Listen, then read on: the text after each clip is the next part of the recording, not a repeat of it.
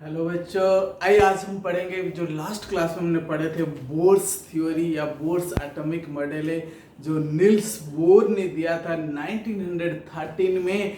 और जितने सारे पोस्टुलेट्स हमने पढ़े थे, जितने सारे एनर्जी की फार्मूला हमने पढ़े थे, बट आज हम देखेंगे कि क्या एडवांटेजेस से या डिसएडवांटेजेस है कि बोर्स मॉडल की या बोर्स एटॉमिक थ्योरी की क्या डिसएडवांटेजेस एंड एडवांटेजेस क्या है। बिल्कुल भी बच्चे आज बिल्कुल फुल कंसंट्रेशन के साथ हम स्टार्ट करते हैं। जी देखो, सबसे पहले हम एडवांटेजेस कर जाएंगे, कभी डिसएडवांटेजेस की बात पहले नहीं करेंगे। पहले एडवांटेजेस क्या थी बोर्स की, बोर्स जो मॉडल था बोर्स एटॉमिक थ्योरी का, एडवांटेजेस क्या थी बच्चों। ये तो आपको समझ आ रहा होगा कि एडवांटेजेस का मतलब है कि इसकी यूजफुलनेस क्या है, किसका, बोर्स एटॉमिक थ्योरी का। बच्चे सबसे पहले देखो, जो रदरफोर्ड की ड्रॉबैक्स था आपको याद होगा है? 2-3 पॉइंट की जो मेन जो था, एक तो इलेक्ट्रॉन का अरेंजमेंट और एनर्जी के बारे में रदरफोर्ड ने प्रॉपरली नहीं बताए थे, और दूसरी बात जो था stability of atom. But Bohr's ने क्या किया, उस स्टेबिलिटी ऑफ एटम को बड़े सही तरीके से एक्सप्लेन किया, ठीक है। और सबसे मेन एडवांटेजेस बच्चों हम देखते हैं स्टेबिलिटी ऑफ एटम। बच्चे देखो, सबसे पहली बात है कि जो बोर्स ने स्टेबिलिटी के बारे में बात किया और हम रदरफोर्ड की जो ड्रॉबैक थी, दोनों को आपको कंपेयर करनी पड़ेगी, तब जाके आपको समझ आएगा कि सचमुच है कि नहीं बोर्स ने कुछ एक्स्ट्रा ऑर्डिनरी काम किया है। यहां पे देखो बच्चे, ये है न्यूक्लियस है, और जो रदरफोर्ड की ड्रॉबैक्स थी वो यहां पे आके क्या होता था ना, फंस जाता था ना। रदरफोर्ड का कहने का मतलब था कि है कि नहीं, atom is stable because of electrostatic interaction between what, nucleus and electron. And दूसरी बात थी कि centrifugal force is balanced by electrostatic force of attraction. But बाद में जेम्स क्लार्क मैक्सवेल ने उनकी सपनों में पानी फेर दिया था। जेम्स क्लार्क मैक्सवेल ने कहा कि जब एक चार्ज पार्टिकल की चारों तरफ अनदर, सपोज ये न्यूक्लियस है और ये इलेक्ट्रॉन, अनदर चार्ज पार्टिकल अगर रिवॉल्व कर रहा है, it lose energy and finally fall into the nucleus, then atom is collapse. Clear? ये किसका अकॉर्डिंग ना, जेम्स क्लार्क मैक्सवेल ने जो रदरफोर्ड की ड्रॉबैक्स को निकाला। बट बच्चे ध्यान से देखो, बोर्स ने क्या कहा ना, ये है बोर्स के according, this is the nucleus है, ये सारे इलेक्ट्रॉन का ऑर्बिट है जिसमें इलेक्ट्रॉन मूव कर रहा है? बट बोर्स ने एक इंपॉर्टेंट बात कही है कि एक इलेक्ट्रॉन अपनी ऑर्बिट या सेल या एनर्जी लेवल में जब तक वो है, तब तक इलेक्ट्रॉन जो है ना लूज एनर्जी नहीं करता है, एनर्जी को लूज नहीं करता है। जब एनर्जी लूज ही नहीं कर रहा है तो why it go towards the nucleus, ये न्यूक्लियस की तरफ क्यों जाएगा, नहीं जाएगा।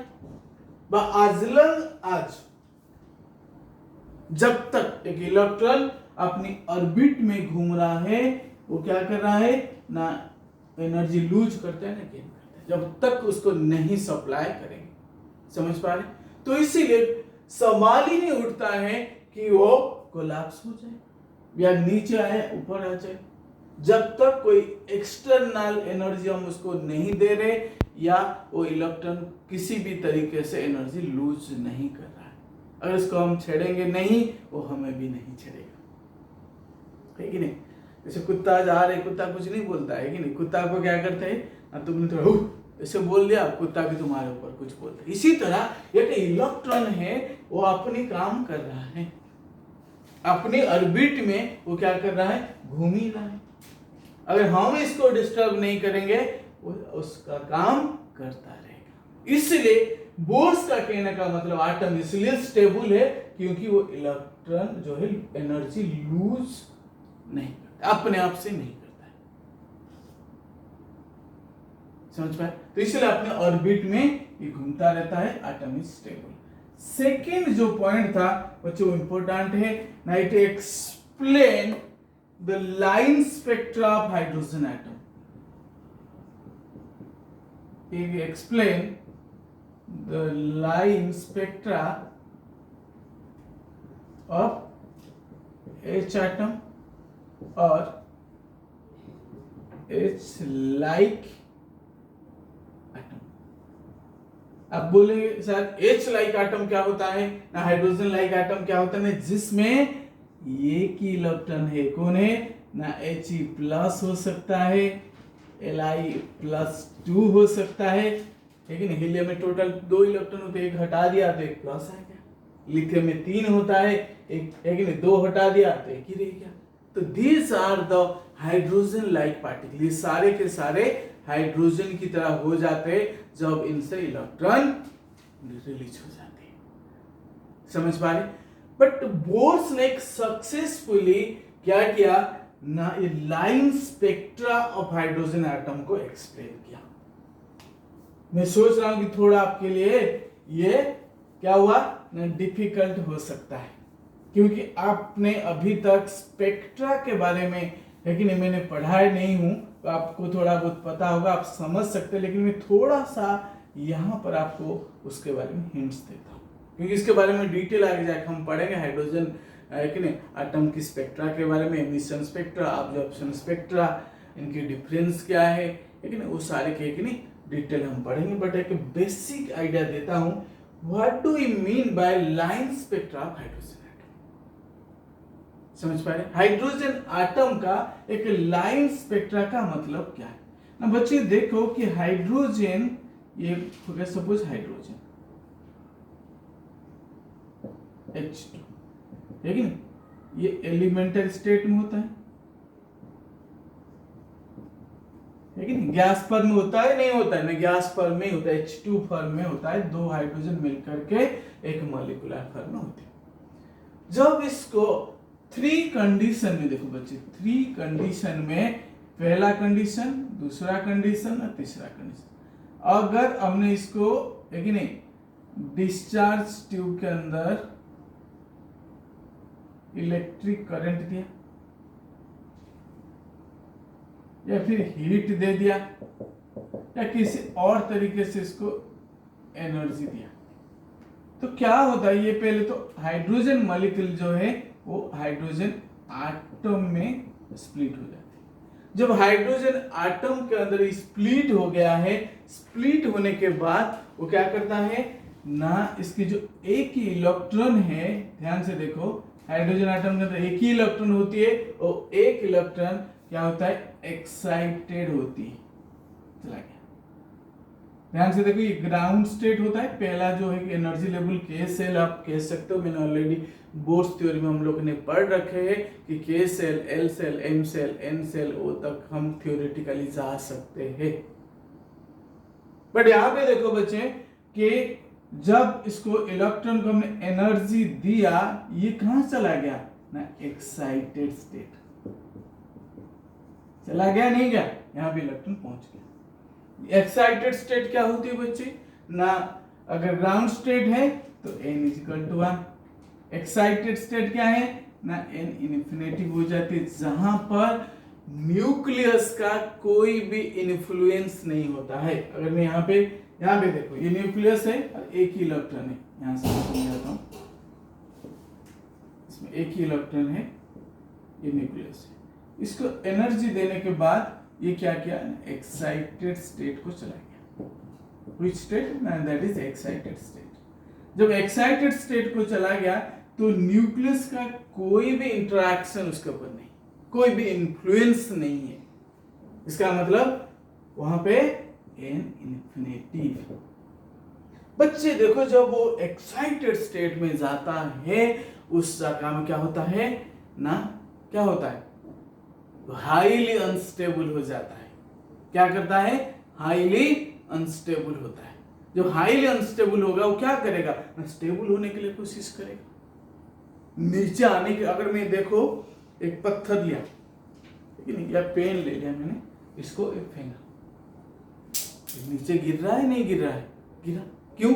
टू बिकेम स्टेबल है। अगर ऊपर जा करके है कि नहीं, वो रह नहीं सकता है, ऊपर जा करके पेन को, जैसे मैंने यहाँ पे ऊपर फेंका, ये पेन रुक नहीं सकता है वहां पे, इसीलिए नीचे गिरा, टू बिकेम स्टेबल है, due to gravitational force of attraction है। उसी तरह बच्चे ये जो इलेक्ट्रॉन है एक्साइटेड स्टेट में ज्यादा देर रुक नहीं सकता है। ये क्या करता है ना, स्टेबल होने के लिए धीरे धीरे धीरे धीरे क्या करता है, एनर्जी लूज करता है, एनर्जी लूज करता है, कहीं ना कहीं किसी ना किसी स्टेट में आकर के ये रुकता है। सपोज अगर मैं यहां पे लेता हूं, this is E1, red marker है, it is good, this is E1, energy level 1, E2, E3। अगर मैं कहूंगा कि E3 से E2 तक आ रहा है, या E2 से E1 तक ये आ रहा है, पीछे को आ रहा है एनर्जी लूज करके, तो जो एनर्जी बच्चे लूज करता है ये कन्वर्ट हो जाता है। क्या होता है? कन्वर्ट हो जाता है कि नहीं। और इलेक्ट्रोमैग्नेटिक रेडिएशन के लो या फोटॉन्स के फॉर्म में ये जो एनर्जी का जो डिफरेंस है बच्चे, हायर टू लोअर तक आया है कि नहीं, उसमें क्या हुआ, ये क्या हुआ ना, जो एनर्जी है कि नहीं, क्या करता है, कन्वर्ट टू फोटन है कि नहीं, लाइट में कन्वर्ट होता है, या इलेक्ट्रोमैग्नेटिक रेडिएशन, इसके रेडिएशन फॉर्म में है कि नहीं रिलीज होते हैं। कब होता है? जब ऊपर से नीचे को आता है, अनस्टेबल से स्टेबल को आता है, जो एक्स्ट्रा एनर्जी है उसकी वो लूज कर देता है। अच्छा देखो, ये जो एनर्जी लूज किया, फोटोन या इलेक्ट्रोमैग्नेटिक रेडिएशन की फॉर्म में जो रिलीज हुआ है, इसका क्या होता है, वेवलेंथ या फ्रीक्वेंसी होता है, जो कि अभी हमने पढ़े नहीं है, लेकिन प्लैंक्स क्वांटम थ्योरी इसके बाद पढ़ेंगे। उसमें एक फार्मूला वहां से मैं लेता हूं, E is equal to h nu, E is equal to h nu by E is equal to nu होता है C बाय लैम्बडा है, तो E के जगह मैं लिख सकता हूं E2 minus E1 is equal to h nu, या न्यू को रखता हूं तो एस यहाँ के E2 minus E1 by h. तो फ्रीक्वेंसी या वेवलेंथ, ये जो रेडिएशन निकला है, जो एनर्जी का डिफरेंस है यहाँ पे बच्चे देख रहे हो, वो किस पर में आया ना, फोटोन या इलेक्ट्रोमैग्नेटिक रेडिएशन, जिसका फ्रीक्वेंसी या वेवलेंथ होती है। समझ पा रहे हो?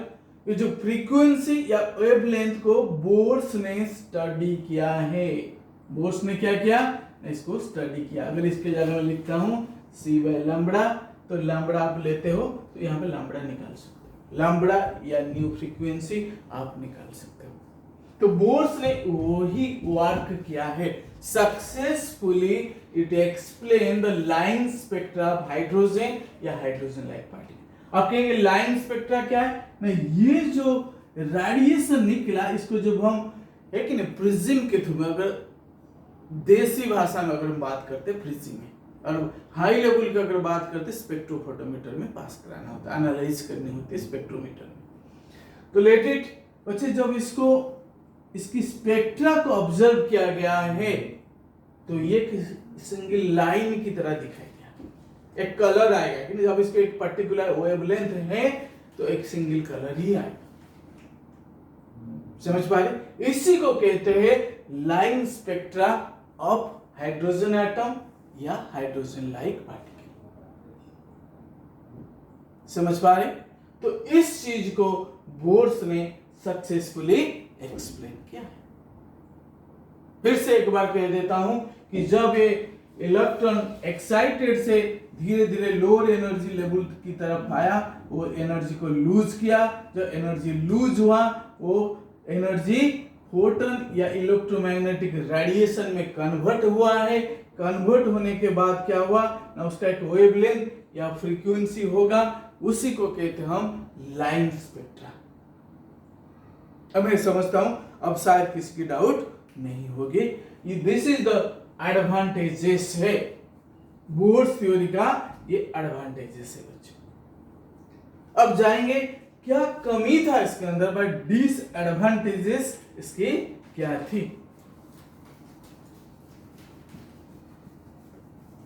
बच्चों अगर चैनल को सब्सक्राइब नहीं किया या लाइक नहीं किया या अपने दोस्त तक शेयर नहीं किया, यही मौका है।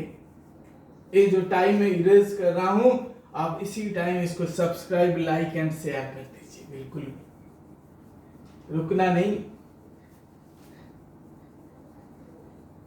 इरेज बढ़िया करता है एकदम से,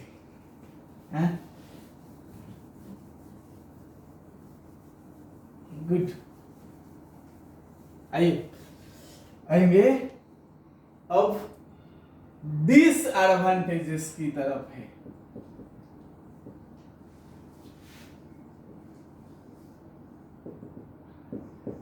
जैसे जैसे बच्चे अदर साइंटिस्ट आए और साइंस में ज्यादा लेकिन डिस्कवरीज हुआ है, उसी तरह धीरे धीरे डिसएडवांटेजेस भी आया। ना क्या डिसएडवांटेजेस है ना, पहला जो डिसएडवांटेज थी है कि नहीं, ना does not explain line spectra of multi electron species. Atom लिख दो स्पीसीज की। मल्टी इलेक्ट्रॉन, एक से जब ज्यादा इलेक्ट्रॉन है कि नहीं, आप ओनली हीलियम का देख लो ना 2 इलेक्ट्रॉन है, लिथियम का ले लो 3 इलेक्ट्रॉन है, इनकी लाइन स्पेक्ट्रा कैसे होगा बोर्ड्स ने बताया, उस टाइम नहीं बताया।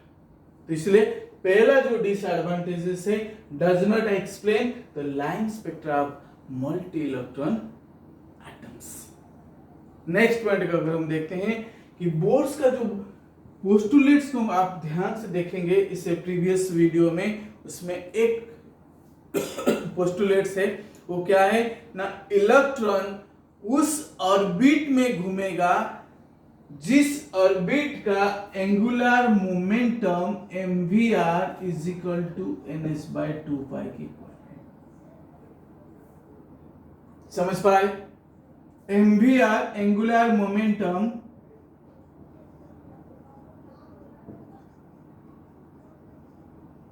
Is equal to ns/2। n क्या है, n की वैल्यू 1 2 3 4 कुछ भी हो सकता है।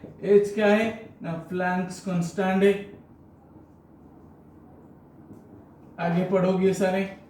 अब पाई की वैल्यू आपको पता है, प्लैंक्स कांस्टेंट की वैल्यू बच्चे कितना होता है ना, 6.62 इंटू 10⁻34 जूल। एक तो रट जाता है कि नहीं, m होता है मास है, v वेलोसिटी या रेडियस है। तो ये कैसे आया, समझ पा रहे? जो एंगुलर मोमेंटम उस ऑर्बिट का है nh/2π के साथ जब इक्वल होता है, तब वो इलेक्ट्रॉन उस ऑर्बिट में घूमता है। बट जो डेरिवेशन है उसको डी ब्रोगाइल ने दिया, आगे जाके पढ़ोगे डी ब्रोगाइल इक्वेशन में। बट अब इतना ही जानो कि बोर्ड्स ने है कि नहीं, जो ये फॉर्मूला दिया था कि इलेक्ट्रॉन उस ऑर्बिट में घूम सकता है जिसके एंगुलर मोमेंटम की वैल्यू उसकी nh/2π के इक्विवेलेंट हो। बट ये फॉर्मूला कैसे लाया, कैसे डिराइव किया है, ये नहीं बता पाया था। So this is the second disadvantages है। जो थर्ड वेरी इंपॉर्टेंट, बार बार इसमें 1 मार्क का क्वेश्चन पूछता है कि ज़ीमान एंड स्टार्क इफेक्ट।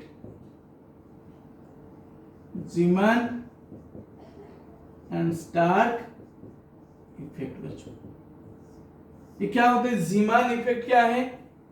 जो स्पेक्ट्रल लाइंस में अभी थोड़ी देर पहले समझाया कि जो लाइन यहाँ पे एटम का जो स्पेक्ट्रा होती है, उसकी जो लाइन होता है, वो लाइन को जो मैग्नेटिक फील्ड में पास कराते हैं। Suppose this is the spectral line से, यहाँ पे कोई मैग्नेट नॉर्थ या साउथ पोल में रख दिया, ठीक नहीं, ये हो गया स्पेक्ट्रल लाइंस, इसको मैग्नेटिक में नॉर्थ और साउथ पोल होती है तो ये स्प्लिट कर जाती है, स्प्लिट कर जाता है। क्यों स्प्लिट करता है? अगर सिमिलरली इसको अगर हम इलेक्ट्रिक फील्ड में पॉजिटिव या नेगेटिव फील्ड के है कि नहीं पास करते तो भी स्प्लिट करता है। बट क्वेश्चन कैसा आता है ना, जीमान इफेक्ट क्या है ना, splitting of spectral lines in magnetic field. दूसरा ये स्टार्क इफेक्ट जो है इलेक्ट्रिक फील्ड है। ये वेरी इंपॉर्टेंट है, एक मार्क का क्वेश्चन बार बार आता है, इसको 100% आप कह सकते हो। ड्रॉबैक्स के ऊपर जो क्वेश्चन पूछता है इसी से ही मोस्टली पूछता है। जीमान इफेक्ट क्या है और स्टार्क इफेक्ट क्या है? Splitting of spectral lines in magnetic field is Zeeman effect, splitting of spectral lines in electric field, split कर जाना, ब्रेक हो जाना, ठीक है। और this is the third disadvantages है। अगर हम फोर्थ में जाते हैं, वो लिखता है कि एक सेकंड मुझे इरेज करनी पड़ेगी।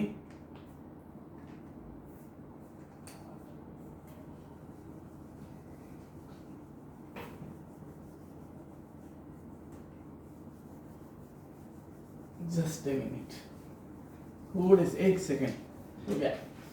अब तो ये मिट गया भाई, मिट गया। चलो अब फोर्थ में देखते हैं fine structure of spectral lines. इसकी जो फर्दर फाइन स्ट्रक्चर है, उसकी डिटेल चीज है, उसको एनालाइज नहीं किया गया। स्पेक्ट्रल लाइन जो प्रोड्यूस होता था उसकी फर्दर स्टडी व फर्दर एक्सप्लेनेशन नहीं है। जो लास्ट पॉइंट है बच्चे, लेकिन it only explain principal quantum number, that is n, principal quantum number that is n। और क्या एक्सप्लेन नहीं किया बच्चों, आगे जाके पढ़ोगे क्वांटम नंबर्स में। और बाकी जो 3 क्वांटम नंबर है, एक तो अज़ीमुथल है, फिर मैग्नेटिक है, स्पिन है। इन तीनों के बारे में कोई आइडिया नहीं दिया कौन, बोर्ड्स ने। इसके अलावा भी और एक दो पॉइंट है, बट बेसिकली 5 पॉइंट आपकी काम की है जो मैंने अभी बताया। समझ पा रहे? तो इसलिए इन डेप्थ है, आप एक एक टॉपिक, एक वीडियो को एक तसल्ली से इसको देखे, उसको नोट्स बनाए, एक एवरीथिंग है, किसी और एक नहीं, कोई और इधर उधर बुक्स की भी जरूरत नहीं पड़ेगा। अगर आप इस वीडियो को डिटेल थोरोली एंड तक देखते हो, किसी और बुक की जरूरत नहीं पड़ेगी। इसलिए बच्चे इस चैनल को सब्सक्राइब और लाइक करना नहीं भूलना है, और दोस्तों तक शेयर करना है। और जिसके पास अफोर्ड करने की कैपेसिटी नहीं है ट्यूशंस, उस तक भी आपको पहुंचाना है। That means you are indirectly help somebody. Thank you so much watch करने के लिए।